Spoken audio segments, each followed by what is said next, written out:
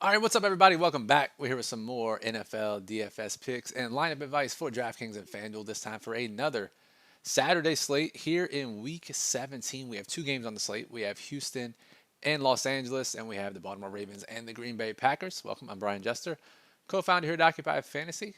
And in this video, we're going to talk about some of our favorite plays for this two-game DFS slate. We will go team by team to look at the injury notes and the usage notes that can help you both with betting and DFS. And then we'll use our lineup builder in the second half of the show to give us some ideas on which types of lineups we should be building for different contest types. This is a live stream, a live Q&A. So if you have questions during the show, go ahead and throw them in the chat box here on YouTube. I will answer them along the way. This will mostly be question driven. Obviously, we'll talk about some high level stuff, but the questions you have will mostly drive the show. And I know we're doing this at a bit of an odd time, 11 a.m. Eastern on Saturday, 5-6 hours before the game starts. So most of you are probably watching this on replay. And if you are, just drop a comment below the video if you have a question, and we'll get back to you before the slate begins at 4:30 Eastern. I see we got JPT in the chat, Rylan, Mr. Steve. What's up, guys? Appreciate you.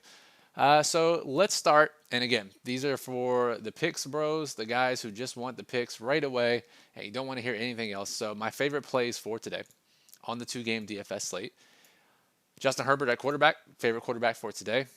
Running back, Derrick Henry, Omarion Hampton. Wide receiver, like Nico Collins and Lab McConkey. And then tight end, actually like Mark Andrews is my favorite option today, all things considered. So they're your picks for today. Doesn't depend on a single contest. Doesn't factor in lineup construction. But at each position, those are our favorite plays that I'm trying to get the most of in today's two-game DFS slate. All right, now let's go team by team and look at injury notes, usage notes, how they can impact projections, how they can impact our prop bets and our parlays for today. So let's start with the first game, 4:30 Eastern, Houston and the Los Angeles Chargers. We'll start with Houston, and they need to win to clinch a playoff berth, so they'll be going all out today.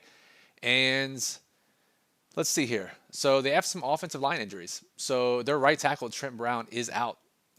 Their left tackle, their right tackle, Trent Brown, is out. Their left tackle, Ariante Ursary, is going to try to give it a go. He has a cast on his hand. It's 50-50, it seems like. Either way, they're down at least one tackle and maybe two. So that's a big downgrade to Houston's offense. Not that it needed a downgrade already, but big downgrade to the Texans' passing game. They get two guys back at least. They get Woody Marks on offense, and they get their linebacker Azeez Al-Shaair back on defense. So a little bit of a boost to their defense, their star middle linebacker. If we look at the run game for Houston, so Woody Marks missed last week. 2 weeks ago, he left early with an ankle injury. They said it was precautionary. I guess it was serious enough to hold him out last week as well. And despite Nick Chubb being healthy last week, Dario Ogunbowale mixing in on some passing down snaps. It's actually been Jawar Jordan who has emerged as the running back two in this backfield. He outsnapped and outtouched Nick Chubb last week with Marks out, and became kind of the go-to guy when Marks went down 2 games ago and Chubb was inactive. So if you're looking for a sub 5% backup running back play or a running back 2 play, hell, he could get more carries than expected if Marks is still a little banged up. And actually, I bet the under on Woody Marks' rush attempts today as a prop for one site. So if you're looking for a reason to play a really low-owned guy that no one's going to play, Jawar Jordan could be that guy today for Houston. All right, anybody else in the chat? Let's see here. Luke, Heath, Jose, what's up, guys?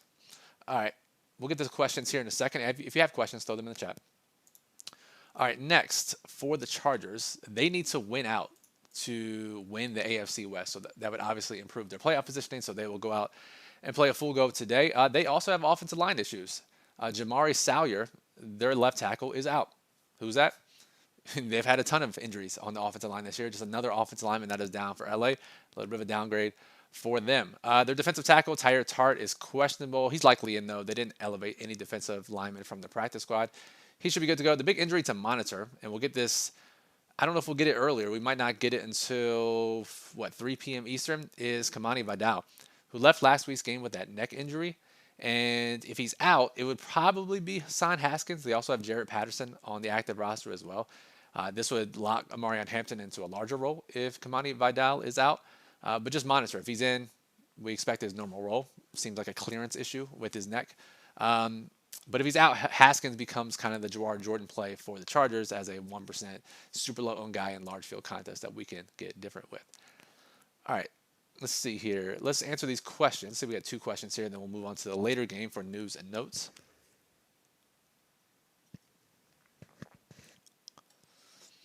All right, Jose says, do you think that Baltimore will lean on the running backs rather than the wide receivers? I mean, they generally do.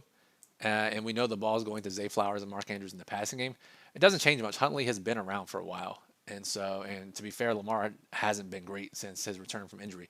So I don't think their game plan changes too much. In fact, I think John Harbaugh said as much in a recent press conference. So I would project Baltimore players as normal. Daniel says, any 20 max rules? I feel like I want to max 2 of Baltimore pass catchers. Yeah, generally, even on a 2-game slate, you want a max of 2 wide receivers from the same team. Probably 2 pass catchers in general for low volume offenses like Baltimore. I understand that. We talked about this rule on Christmas Eve. Jack and I did the max backfield versus opposing defense rule, where it's max 2 of quarterback, same team running backs plus opposing defense. So in this example, it would be you want a max 2 of Omarion Hampton, Hassan Haskins, or Vidal, whichever one, Justin Herbert, and the Texans defense, meaning that Herbert and one of his running backs can get there, but without the defense or another running back. Both running backs can get there, but not without the quarterback or the defense, or one running back in the opposing defense, but not with multiple quarterbacks and running backs. So that's the other rule that I would make. Reek says, thoughts on 15% Ali and large field. And is that what we have Rasheen Ali at? Let's go to the builder. And let's go to running back. I just want to see, double check ownership here. Ali, we don't have projected for any ownership on FanDuel. Let's see if it's different on DraftKings. Oh, this is DraftKings. Reek, are you saying 15% exposure? Or do you see a projected ownership of 15% for Ali somewhere? Let me know. Corey says, Cade Stover at 2,500 is fun to get different. The field will be on Gaston, Schultz, likely, and Andrews at a way higher clip. Yeah, the problem with Schultz is he doesn't get the ball. Let's look at, with Stover, is he doesn't get the ball. So yeah, 3 targets the last couple of games. That's not bad. But, again, 2,500, it's not like we need the salary. I get it. But is he going to outscore Schultz 90% or 10% of the time? I don't even know if that's true. I don't mind it, though. If you're playing 150 lineups, you can play someone like that. Someone getting 3 targets could certainly be optimal. So definitely a large field only play. Oh, Reek says, in his lineups. Yeah, 15% is fine. We know Ali's the passing down back for Baltimore. So, yeah, I don't mind that at all. All right, speaking of that Baltimore game, let's look at the news and notes there. Baltimore has to win to remain alive for a playoff berth. They're very, very on very thin ice to get into the playoffs, but they got to win if that's going to happen. So they'll play as much as they can. They'll play all their guys as normal. Lamar Jackson is doubtful, and that means Howard Huntley will draw the start today. And that's really it. That's the only injuries we have to worry about for Baltimore. For Green Bay, they're almost locked into the 7th seed, but they will play to try to win to move up to the 5th or 6th seed. So expect them to play pretty normally today. Maybe that changes next week. But Jordan Love is out with that concussion. Malik Willis is technically questionable with a shoulder and an illness, but he's going to draw the start for Green Bay today. And that illness is going around the team. So Christian Watson didn't practice on Thursday. 2 offensive linemen, Aaron Banks and Sean Ryan, didn't practice. They're all questionable, but we do expect them to play with 2 days' notice to get some fluids, get some IVs in them. Josh Jacobs is off the injury report, which is a stark difference from him being extremely questionable and playing last week and playing just 39% of the snaps. Expect him to have more of a normal role. I don't know how his knee is fully healthy after last week and not being able to practice and then playing limited snaps, but knees are tricky. So expect him to have his normal role, I guess. But if you don't believe he's fully healthy, you can take some shots on Emmanuel Wilson, who we have pretty low owned today. And he's probably in a better group than Jawar Jordan or Hassan Haskins. He's probably more of a Keaton Mitchell type of play in terms of he's going to get some snaps, going to get some run. But if you're looking for a low-owned running back, Wilson's probably the best of the group today. Let's see. Tight end John Fitzpatrick's on injured reserve. He tore his Achilles. Luke Musgrave should get some more snaps and routes as a result. It also means Josh Wiley becomes a very, very, very, very low-owned, very high-risk punt play. Not a bad option in showdown contests. He'll be the tight end too. We know Green Bay uses 2 tight end sets a lot. So Josh Wiley, low-owned guy. And they could get back Evan Williams. He's questionable. We'll see if he's active. We'll know by 6:30 p.m. Eastern. All right, guys, let's get some questions in now. That is the news and notes for the 4 teams playing today. If we don't have questions, I'm going to jump over to the builder and look at what the builder is telling us for today, our lineup builder at Occupy Fantasy. Looking at some construction rules for different contest types for 2-game slates. And if you have some questions on what does the lineup look like with this guy or this construction, we can run through that in the builder. So I'll go full screen. We'll jump over to the lineup builder. And let's see. Question from Rick. Any love for Higgins? Yeah, the model doesn't like him at all today, I will say. Let me go full screen here. Yeah, the model doesn't like him at all today, but he's going to be on the field for 40, 50% of the snaps probably. We've seen him be productive when given the targets. It's kind of tough to tell who's going to get the targets for Houston on any given week, but I think he's worth some dart throws today. If we look at wide receiver, let's see what Higgins' ownership is. This is on DraftKings. Higgins, we have him at just 5%. So yeah, I think 15 to 20% is certainly within reason, and we're looking for low-owned plays, so I like that. So this is the DraftKings builder. This is single builder mode where we can optimize based on a couple of players in the player pool. And so if we're building a low risk contest today, 50-50s, double ups, head to heads, basically what I'd like to do is I just play the top couple highest owned guys, throw them in my lineup. So Nico, Derrick Henry, who's the highest owned quarterback, is Justin Herbert. And then we just build a low risk lineup. Let's see what it spits out. Yeah, this looks pretty good. It meets all the criteria that we're looking for on a short slate. Gives us 3 running backs. Gives us Nico plus 2 cheaper wide receivers and Mark Andrews at tight end. So pretty interesting. Let's reset this. I just want to look at one more thing. If we just put in Henry and Herbert, does it change anything? And leave Nico out? Yeah, so it does. So this one doesn't include Nico. It upgrades to Dalton Schultz and it uses McConkey and Dobbs instead of Nico Collins. So very interesting. Upgrades the defense too. So a couple 2v2s, 1v1s, depending on the guys that you put into the lineup.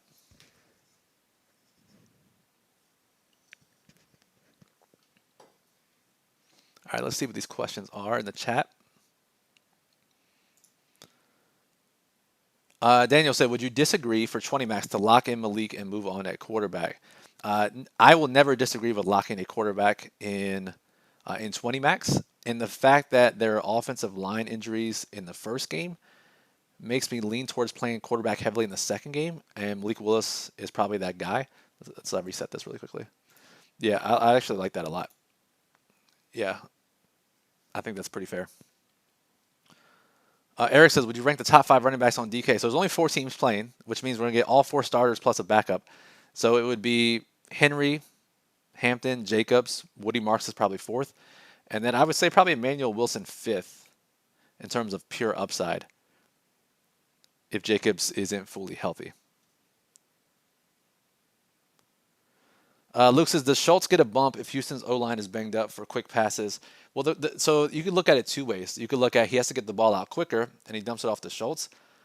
But it's not necessarily the case. That doesn't always happen. What is more likely to happen is Schultz is left in to block or chip more often, which leads to less targets. So you can look at it one way or the other. I really wouldn't. I'm downgrading the entire Houston offense in my rankings as a result, which means Schultz gets a downgrade just because of if the offensive line is unhealthy. They're getting less clean pockets, less time to throw, tight end chipping more, less overall plays. So it's generally a downgrade to everyone on the offense. All right, so we built a low-risk lineup. Let's look at a small field GPP lineup. And we want mega stacking on this slate. On 2 gamers, we want at least 4 guys from one team in our lineup. We want 1 to 2 players from the other team. And on DraftKings, we can even go up to 5 players, 6 players from one team if it makes sense. If we think that game is going to be higher scoring than the other, or there's more values from one team than the others, and we still want at least 1 player under 20% ownership. So let's go with Daniel's suggestion, and he said let's lock in Malik at quarterback. So what does a small field lineup look like with Malik Willis? We'll put Malik Willis in at quarterback, and let's look at the entire model. It still likes Nico Collins 86%. We'll get him in there. And now let's build and optimize a small field GPP lineup based around these rules. So this actually gives us, let me make sure my audio is still good. Yes, audio is still good. So this gives us a 4x1 Packer stack.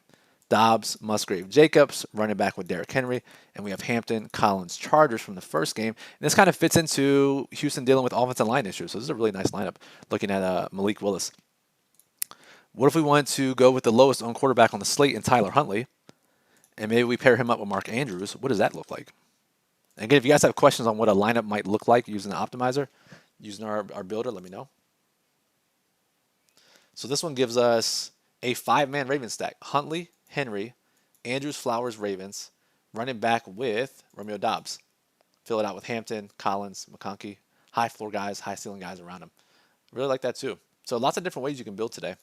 And how does that change for large field? Large field, because we're looking to get the pure optimal and not necessarily the highest chance of winning.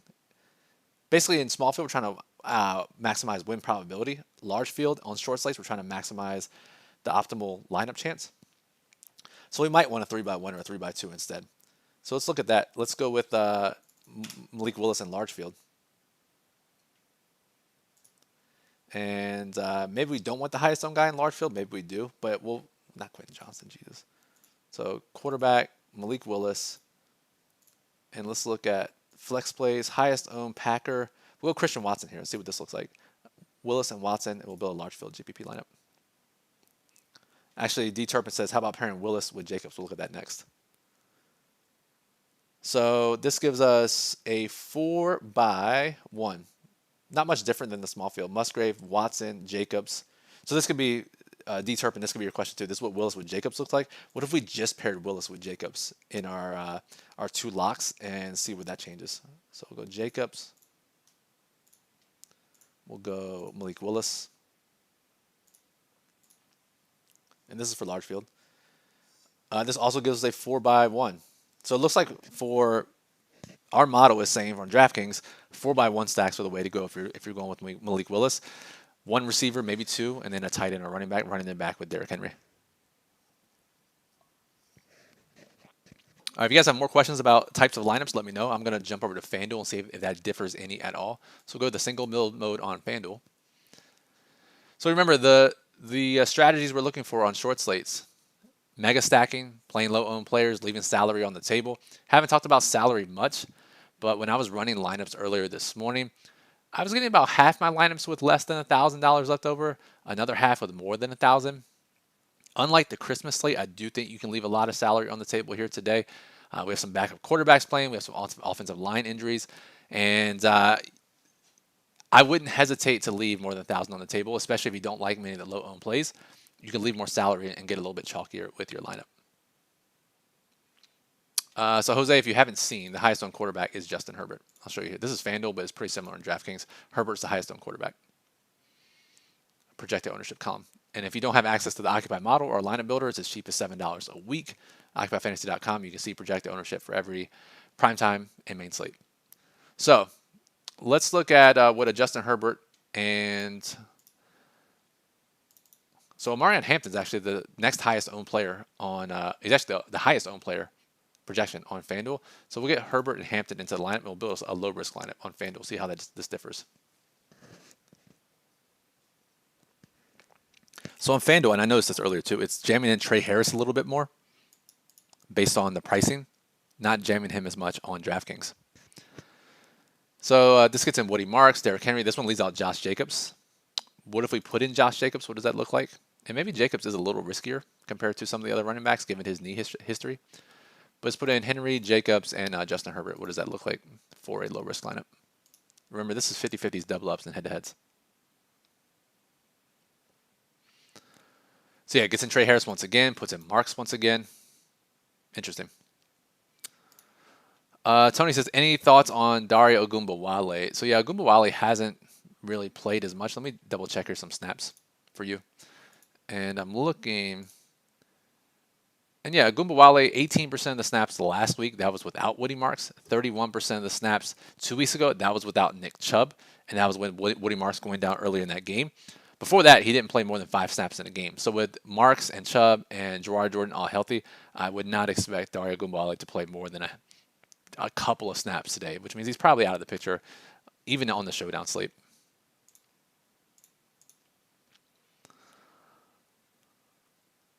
Let's see. John says he likes Dobbs. Yeah, I like Dobbs too. Our model always likes Dobbs on these short slates where he's been low owned because he hasn't produced much, but he's been on the field a lot. He's still running the most routes generally for the Packers.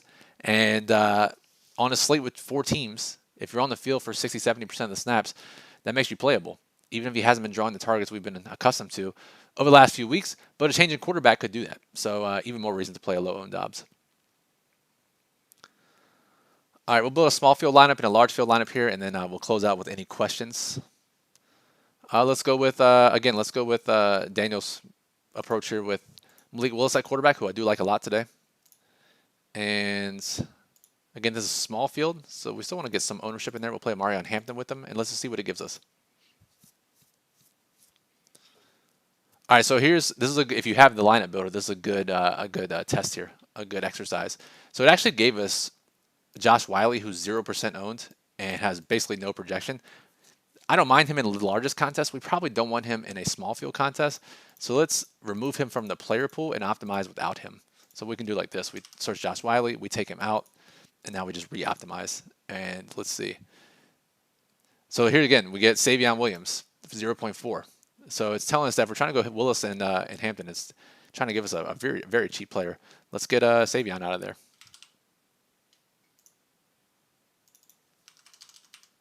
Oh, we have to get him out of the lineup. That's why. All right, let's try rebuilding here. Let's see if it gives us another low-owned player. It doesn't. Okay, good. Willis, Jacobs, Watson, Dobbs. This goes a 4x2 stack with Hopkins and Henry. Interesting. Hampton, Chargers, D. Basically, if you're stacking the second game, it's saying play the Chargers defense, which is interesting.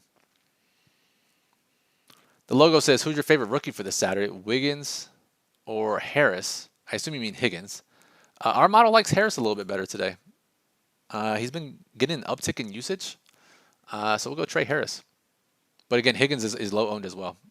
So if you're looking for a low-owned player, I mean, both are going to be low-owned, but Higgins probably has more upside. And I would say at this rate, Harris is more likely to catch a couple of passes based on recent usage. Jose says, can you build one with the Houston quarterback? Yeah, do you want DraftKings or FanDuel? Let me know. CNO says he's playing an $1,100 single entry, which is not a contest that we would ever recommend, so I won't build a lineup for that because you have to beat 1,099 players with a single lineup. We'll see what Jose says, and we'll build up one with CJ Stroud. In the meantime, we'll build a large field GPP lineup on FanDuel just to see how this differs any at all. Again, we're looking for 3x1s, 3x2s, 4x1s, 4x2s. Remember, on FanDuel, you can only have a max of 4 players from one team. Let's just put in Hampton and Nico, and let's see what quarterbacks it gives us for large field. So it still gives us Herbert. We might have to, it's trying to jam in a bunch of guys and giving us a 0% owned player.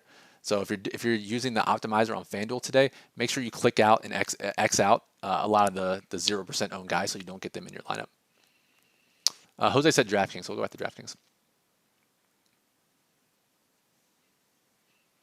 And we'll build a CJ Stroud large field GPP lineup, since I assume that is what Jose is playing. So go CJ Stroud. We probably want him with Nico Collins. So pair him with Nico, and we'll build a large field GPP lineup. This leaves $0 on the table. It better have some low-owned guys. It has Christian Kirk.